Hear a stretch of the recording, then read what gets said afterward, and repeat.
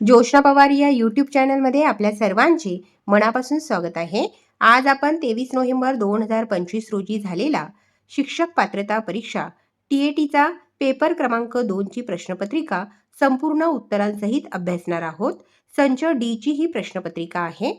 एकूण 150 गुणांचा पेपर आहे आणि पेपर सोडवण्यासाठी 150 मिनिटे म्हणजेच 2.5 तास वेळ देण्यात आलेला आहे. या ठिकाणी काही सूचना दिलेल्या आहेत. व्हिडिओ पॉज करून सर्व सूचना वाचायच्या आहेत.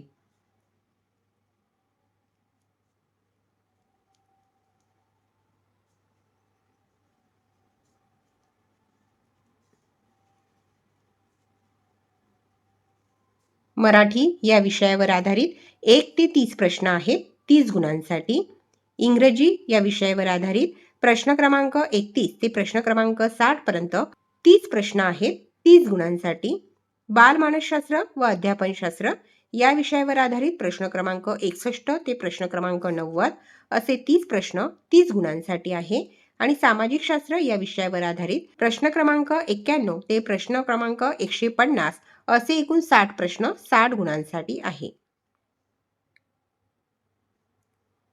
या अगोदरच आपण पेपर 1 वर देखील व्हिडिओ अपलोड केलेला आहे. आपल्या डिस्क्रिप्शन बॉक्समध्ये प्लेलिस्ट देण्यात आलेली आहे. ती प्लेलिस्ट पहा आणि पेपर 1 चा देखील सराव करा.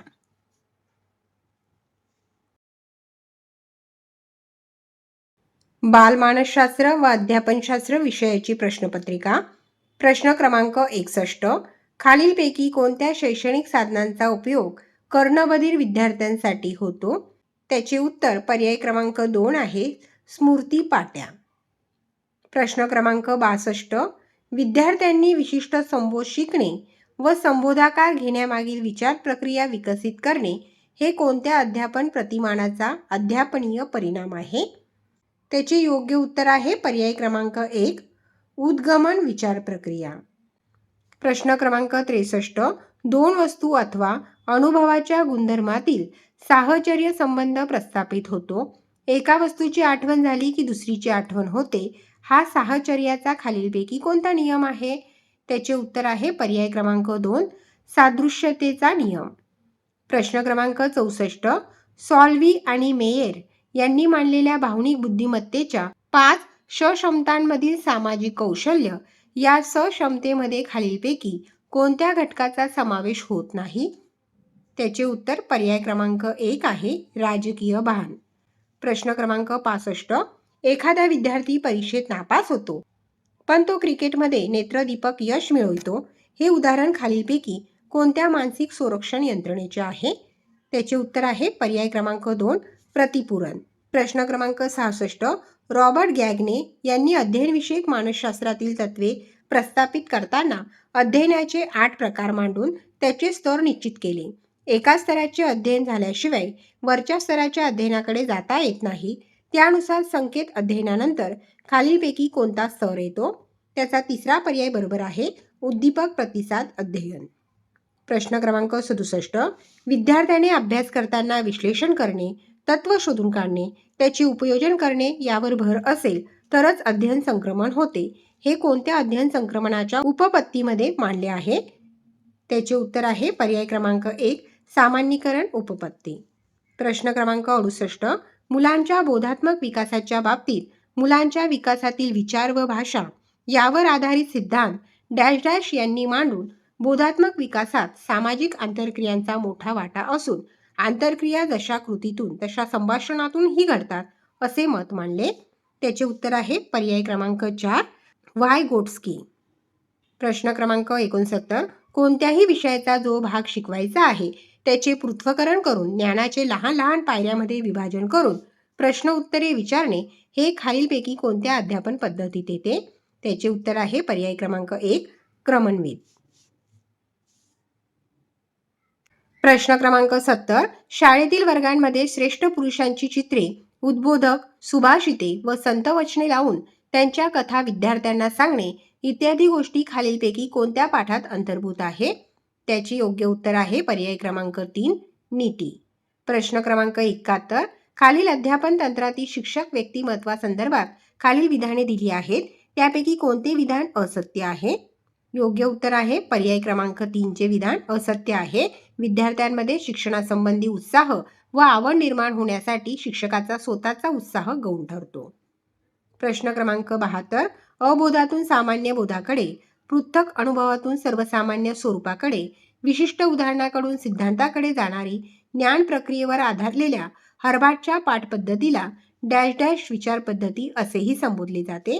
त्याचे योग्य उत्तर आहे पर्याय क्रमांक 1 उद्गामी. प्रश्न क्रमांक 73.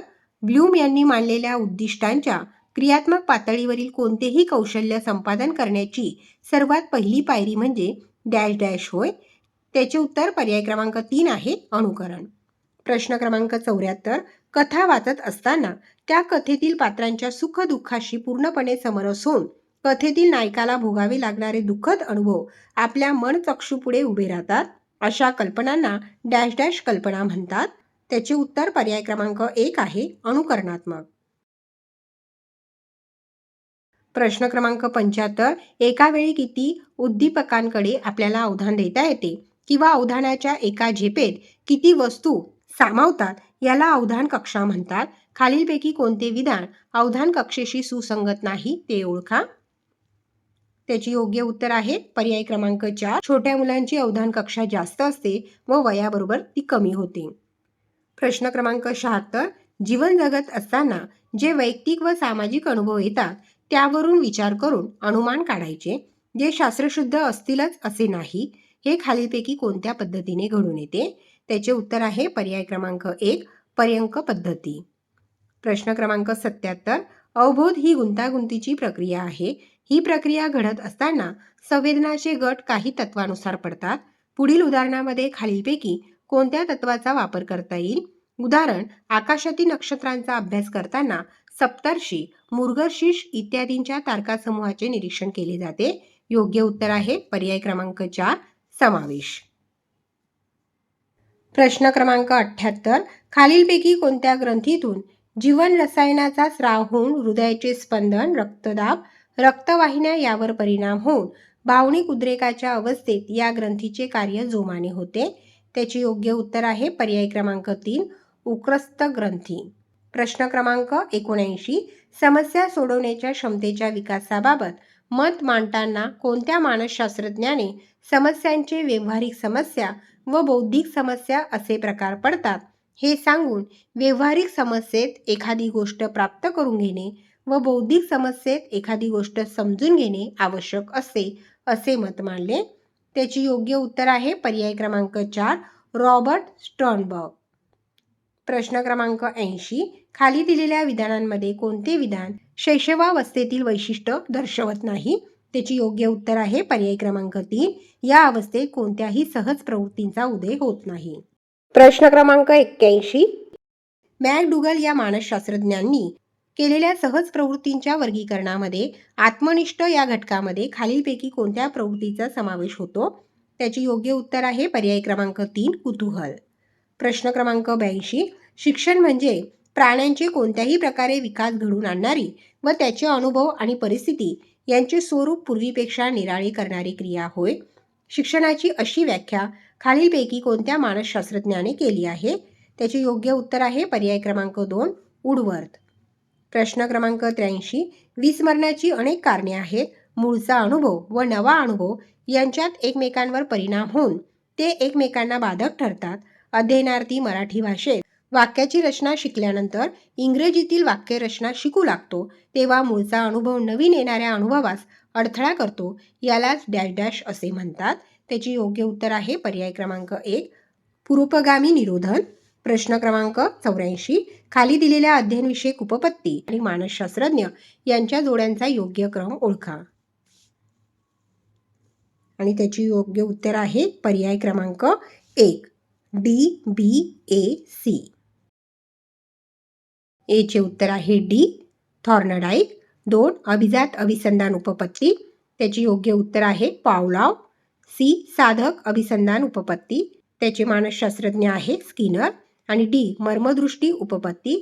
त्याचे मानसशास्त्रज्ञ आहे कोहलर. प्रश्न क्रमांक 85. विद्यार्थी नियमांचा अर्थ सांगतो. विद्यार्थी सूत्र स्पष्ट करतो. विद्यार्थी नवीन संकल्पना स्पष्ट करतो. या सर्व क्रिया खालीलपैकी कोणत्या उद्दिष्टांमध्ये अंतर्भूत आहे? त्याची योग्य उत्तर आहे पर्याय क्रमांक 2 आकलन.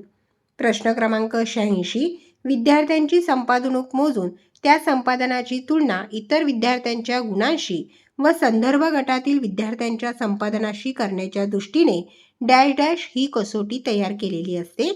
त्याची योग्य उत्तर आहे पर्याय क्रमांक 1 प्रमाणक कसोटी.